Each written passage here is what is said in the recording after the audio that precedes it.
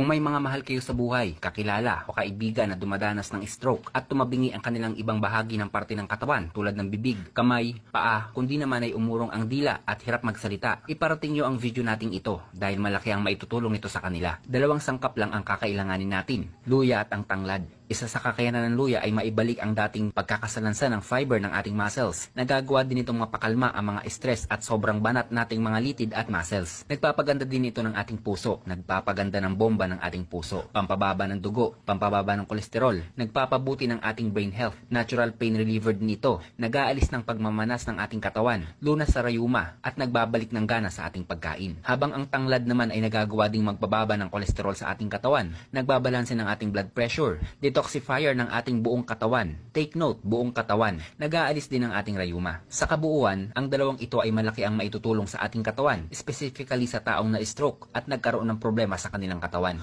Uminom lang nito ng 2 beses sa isang araw. Umaga walang naman ang tiyan at sa gabi bago matulog. Kung mababa ang dugo, 1 baso lamang sa isang araw. Napakalaki din ng maitutulong ng pagmasahe ng katawan ng taong na stroke kahit 3 beses sa isang linggo. Maganda din matapos uminom ng tanglad, luya, hilutin ang bahagi ng parting na stroke.